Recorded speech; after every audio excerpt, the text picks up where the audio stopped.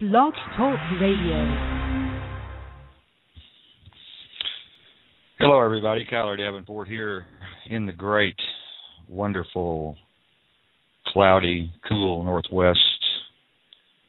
I tell you, the weather couldn't be any better up here. Man, we got it made. The Midwest is still hot. South is hot. Everywhere in the world, it's burning up except Oregon, Washington. We've definitely got the best weather in the world. Coming to you live tonight on Blog Talk Radio International and Skype.com live. Great to be back. We were going to be on video tonight, but we decided to kill that. We had a few technical problems.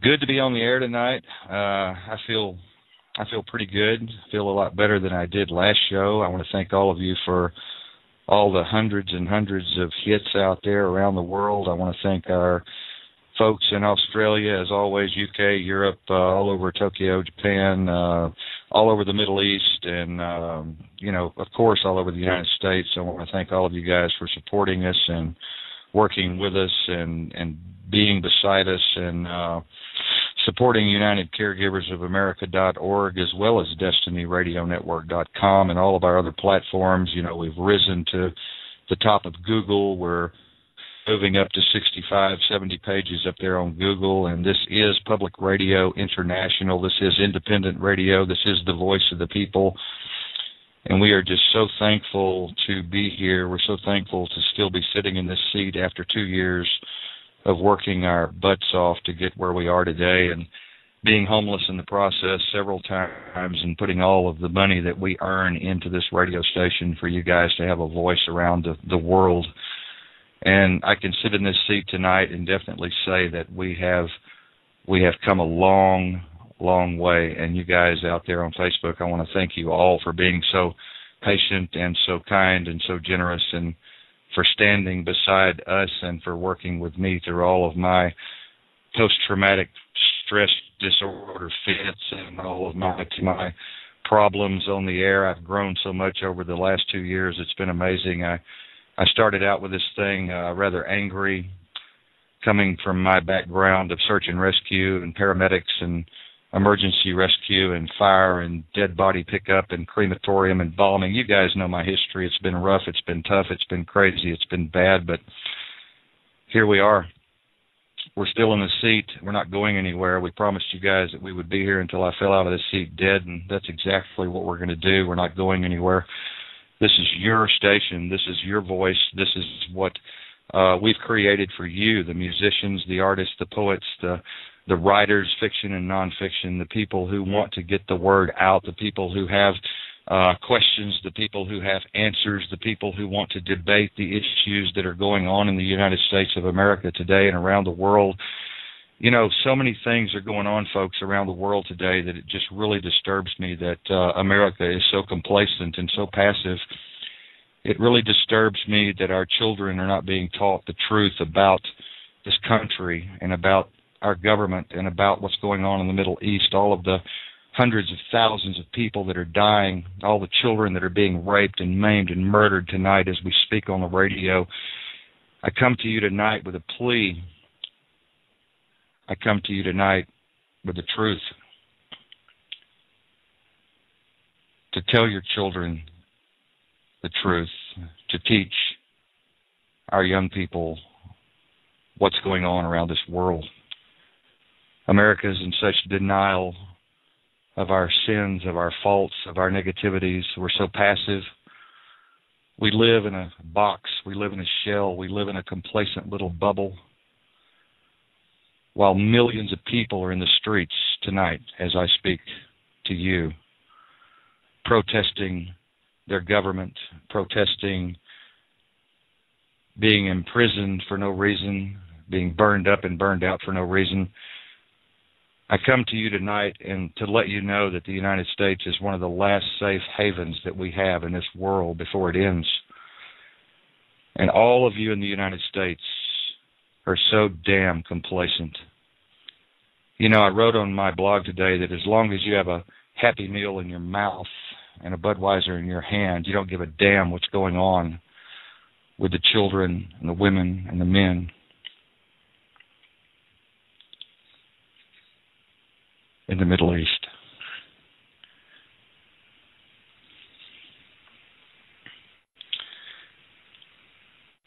very, very difficult for me to come on the air tonight because so many of you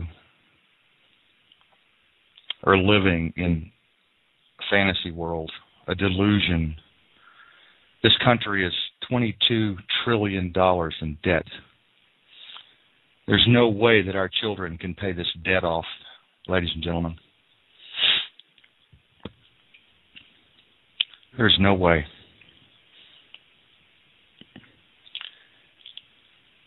And all of you need to take your head out of the sand.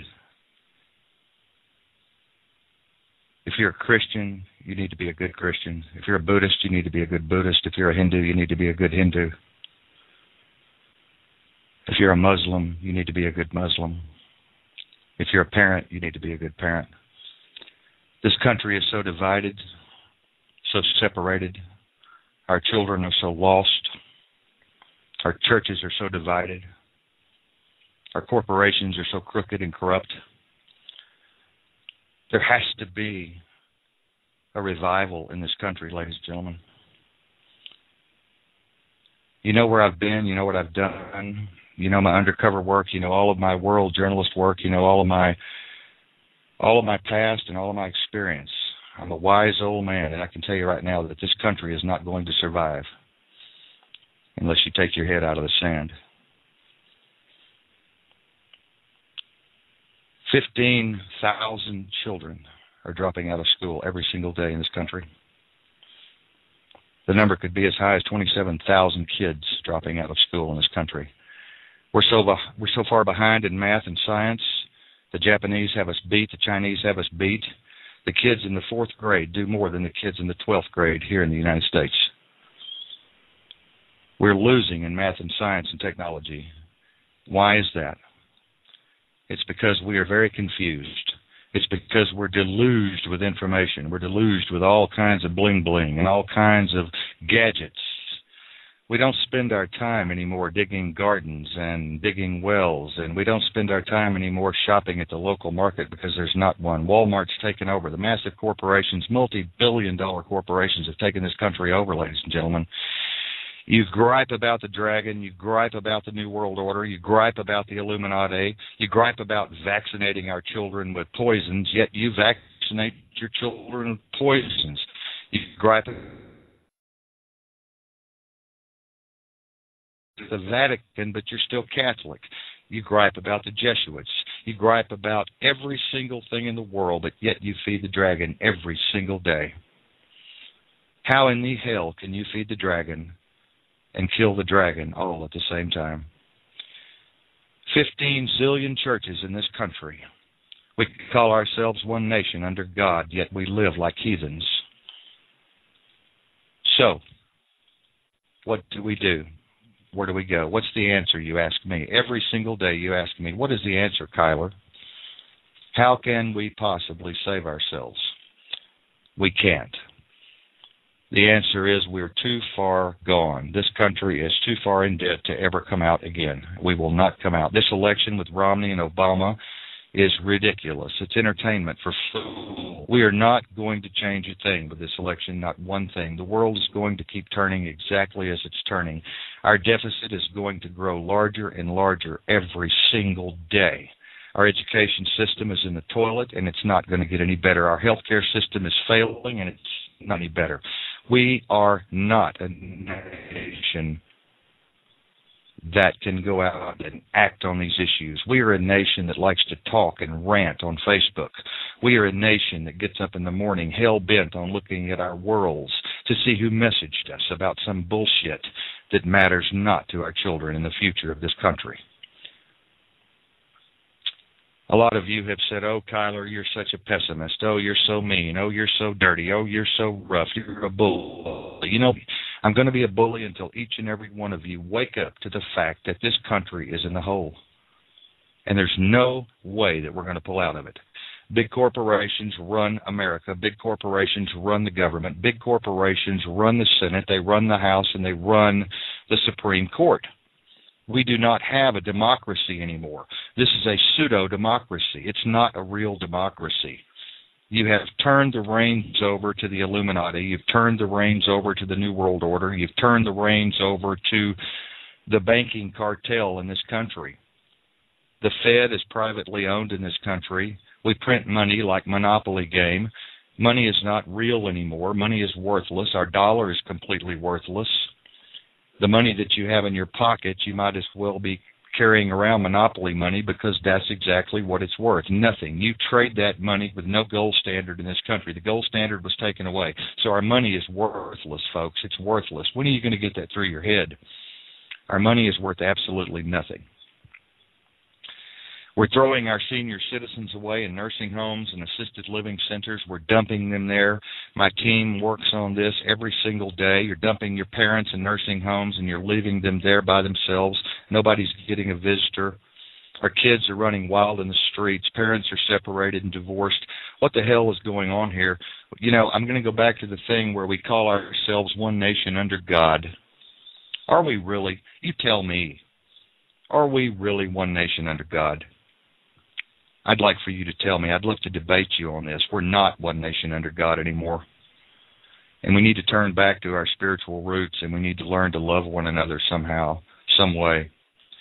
Families need to stop fighting. Corporations need to stop bickering. Neighbors need to try to find a way to get on the same page and find some consensus to get along. People are so hateful. They're so cold. They're so cruel. They're so mean. They're so disheartened. We're walking around like blind zombies, like dogs in a meat house. You know, this is critical, ladies and gentlemen. I'm on the air tonight. We may not have very much longer in this country before we're nuked. At the present time, the Muslims are rising up because of this cartoon that was put out with the deities having sex and making fun of the Muslim deity, Allah. We can't keep doing this kind of stuff, you know. We can't be racist. We can't be hateful. We've got to stop dissing deities of other cultures.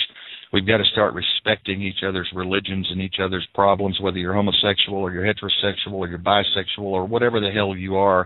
We need to start respecting people, and we're not doing that. Our heads have grown so big, our technology has outpaced our ability to understand even how to use the damn technology. You know, it's really interesting to me that our country is so short-sighted and people have such a short attention span. When I was a kid, we used to read books. Now we read sentences. Now we read paragraphs. You know, back when I was in school, we knew we were coming home to our parents. We knew we were going to church on Sunday. We knew we were going to vacation Bible school. We knew what we were doing. We kind of had an idea of who we were, and now nobody knows who the hell they are. Kids are uprooted. Kids don't understand where their families even came from, what continent. You know, they have the new thing where people are looking into their family tree and stuff. I think that's really neat to find out where your family came from. Who was your grandfather, your great-grandfather, and your great-great-great-great-grandfather? You know, kids are learning the wrong things in school today. They're learning wrong history. Columbus didn't discover America in 1492. You know, the Indians were here long before, and the black African Americans were here before that. We're teaching kids wrong history. We're giving kids wrong philosophy. We're teaching kids to be secular and humanist. We're taking away their spiritual roots. That's what's wrong with this country. I didn't come on tonight to get into a preaching rant, but I am saying that we do need to find our spiritual roots. We need to learn to love one another again. Can you hear me? We need to learn to love one another again, and that's one of the hardest things to do. It's one of the hardest things to do to understand what is real love. You know, kids spurt love, adults spurt love. We all talk about love, but do we really, honestly, and truly love each other?